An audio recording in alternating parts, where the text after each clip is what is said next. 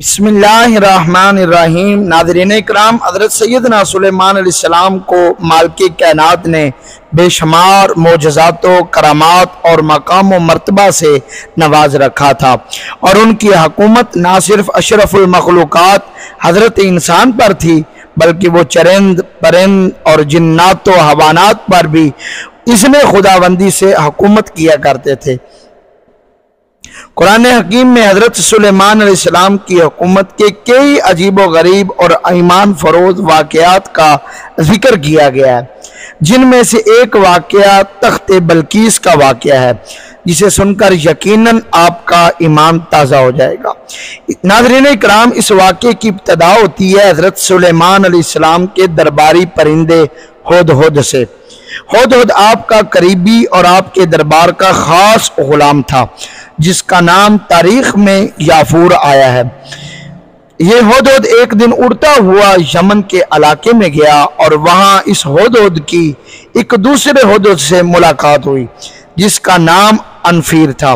دونوں پرندوں کے ایک دوسرے کے ساتھ گفتگو ہوئی اور کافی دیر گزر گئی۔ ادھر حضرت سلیمان علیہ السلام دربار میں ہدہد کو غیر حاضر پایا، ادھر یمن میں دونوں پرندوں کی آپس میں ملاقات ہوئی تو دونوں پرندوں نے اپنے اپنے بادشاہوں کے حوالے سے ایک دوسرے کو معلومات فراہم کی، اور وقت کافی گزر گیا۔ ادھر حضرت سیدنا سلیمان علیہ السلام نے دربار کے اندر پرندوں کا جائزہ لیا تو اسی واقعے کو قرآن کریم نے بیان فرمایا۔ سورۃ نمل کی آیت نمبر 19 سے لے کر اس مقدس واقعے کو رب العالمین نے بیان فرمایا۔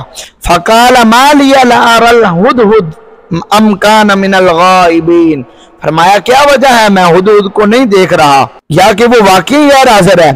میں اس کو ضرور سخت سزا دوں گا یا اس کو ضرور ذبح کر دوں گا، ورنہ وہ اس کی صاف صاف وجہ بیان کرے۔ ابھی کچھ ہی دیر گزری تھی کہ ہدہد حاضر ہو گیا اور کہنے لگا کہ میں آپ کے لیے ایک ایسی خبر لایا ہوں جس کا آپ کو علم نہیں ہے۔ میں آپ کے پاس قبیلہ سبا کی ایک سچی خبر لایا ہوں۔ ہدہد نے کہا کہ اے بادشاہ، میں نے وہاں ایک عورت دیکھی ہے جو اس قوم کی بادشاہ ہے، اس کو ہر طرح کی آسائش اور سامان میسر ہے، اس کا تخت بہت بڑا ہے اور عظیم و شان ہے۔ میں نے دیکھا ہے وہ اور اس کی قوم اللہ کی بجائے سورج کے آگے سجدہ کرتے ہیں۔ ابلیس نے ان کے اعمال ان کی نظر میں مرغوب کر رکھے ہیں اور انہیں راہ حق سے روک رکھا ہے، بس وہ ہدایت پر نہیں آتے کہ اس اللہ کو سجدہ کریں جو آسمانوں اور زمینوں کی پوشیدہ چیزیں نکالتا ہے، اور جو کچھ تم چھپاتے ہو وہ ظاہر کرتے ہیں، وہ سب کچھ جانتا ہے، اس کے سوا کوئی معبود برحق نہیں، وہی عرش عظیم کا مالک ہے۔ حضرت سلیمان علیہ السلام نے فرمایا اب ہم دیکھیں گے کہ تو نے سچ کہا یا تو جھوٹا ہے۔ میرا یہ خط لے کر جا، انہیں دے دے، اور پھر ان کے پاس سے ہٹ جا اور دیکھ کہ وہ جواب کیا دیتے ہیں۔ ہدہد نے حضرت سلیمان علیہ السلام کے حکم کی فوری تعمیل کی اور خط لے کر ملکہ سبا کے پاس پہنچا۔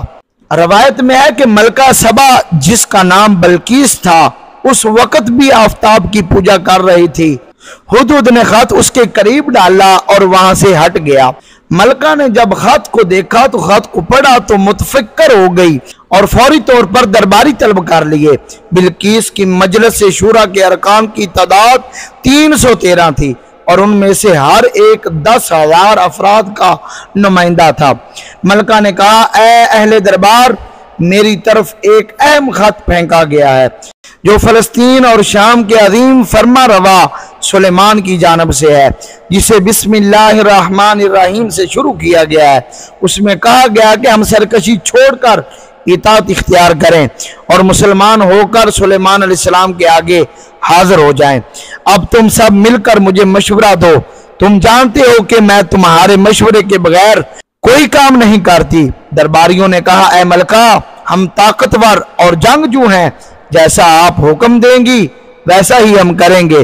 ملکہ نے کہا بادشاہ جب کسی ملک میں گھس جاتے ہیں تو اسے تباہ و برباد کر دیتے ہیں اور وہاں کے معزز لوگوں کی تذلیل کرتے ہیں۔ چنانچہ ان سے لڑنا خلاف مصلحت ہے۔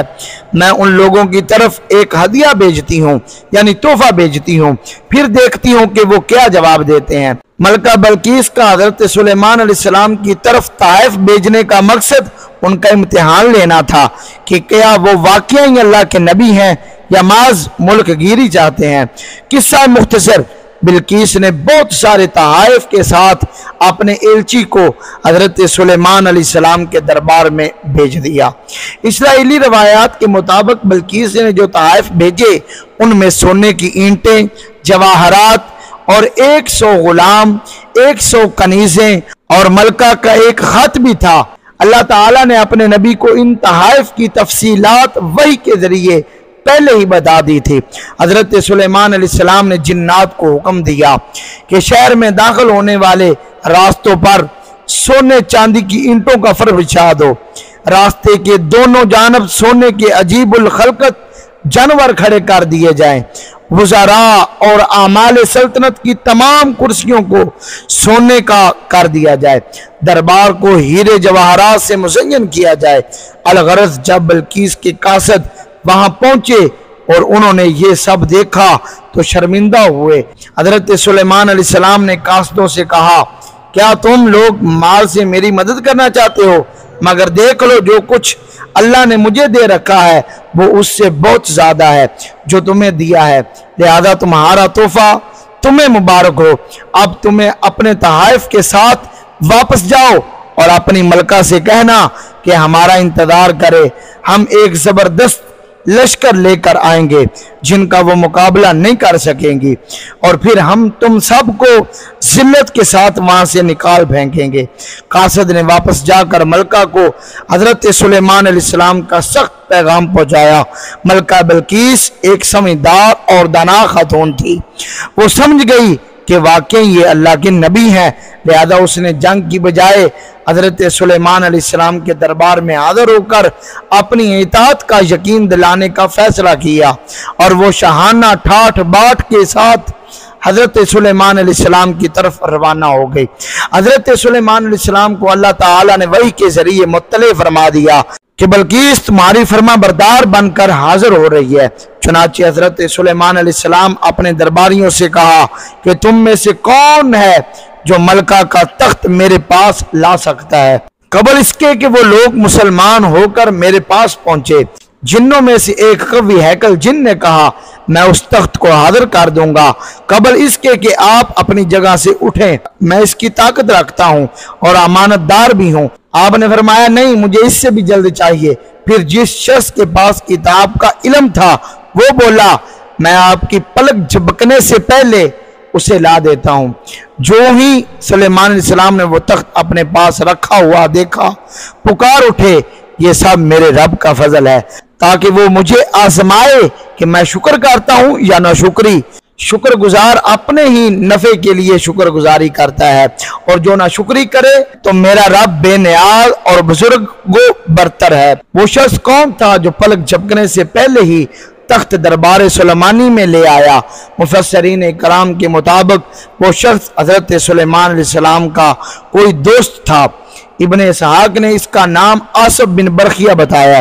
بعض روایات کے اعتبار سے یہ ان کا خالہ زاد تھا، اور یہ واقعہ آصف بن برخیہ کی کرامت تھی۔ کہا جاتا ہے کہ اس تخت کا طول 80 ہاتھ، عرض 40 ہاتھ اور اونچائی 30 ہاتھ تھی۔ اس میں موتی، سرخ یاقوت اور سبز زمرد جڑے ہوئے تھے۔ حضرت سلیمان علیہ السلام نے ملکہ کا امتحان لینے کے لیے ان کے تخت میں کچھ رد و بدل کروا دیا۔ جب وہ آئی تو ان سے پوچھا کیا تمہارا تخت بھی اسی طرح کا ہے؟ انہوں نے کہا یہ تو ہو وہی ہے، اور ہمیں تو پہلے ہی معلوم ہو گیا تھا اور ہم فرما بردار ہو چکے ہیں۔ بلقیس کے آنے سے پہلے حضرت سلیمان علیہ السلام نے ایک ایسی عمارت بنانے کا حکم دیا جس کا فرش شیشے کا ہو، نیچے پانی جاری ہو، پانی میں مچھلیاں اور دوسرے آہی جانور ہوں۔ حضرت سلیمان علیہ السلام اس عمارت میں اپنے شاہی تخت پر جلوہ افروز تھے، اور شیشے کے نیچے سے पानी अपनी पूरी आबोताब से बह रहा था, जबकि इसके ऊपर का शीशा नजर नहीं आता था। मलका बल्कीस को इसी महल में लाया गया। इरशाद बारी ताला है, जब उसने उस फर्श को देखा तो उसे पानी का हौज समझा और कपड़ा हटाकर अपनी पिंडलियां खोल दी। सुलेमान अलैहिस्सलाम ने फरमाया, ये ऐसा महल है जिसके नीचे भी शीशे जुड़े हुए हैं। वो बोल उठी, परवरदिगार, मैं अपने आप पर जुल्म करती रही और अब मैं सुलेमान अलैहिस्सलाम के हाथ पर रब्बुल आलमीन पर ईमान लाती हूँ। और रवायात के अंदर आता है कि मलका के मुसलमान होने के बाद हजरत सुलेमान अलैहिस्सलाम के निकाह में आ गई थी और आपने उन्हें उनके मुल्क वापस भेज दिया था। हजरत सुलेमान अलैहिस्सलाम ने यमन में उनके लिए 3 महल तामीर करवाए। आप वहां तशरीफ ले जाते और 3 रोज क़याम फरमाते। इसी तरह पूरी जिंदगी मलका सबा हजरत सुलेमान अलैहिस्सलाम के साथ गुजारी। उम्मीद करते हैं कि आपको ये हमारी वीडियो अच्छी लगी होगी। अपने दोस्तों के साथ शेयर करना मत भूलिएगा। वस्सलाम।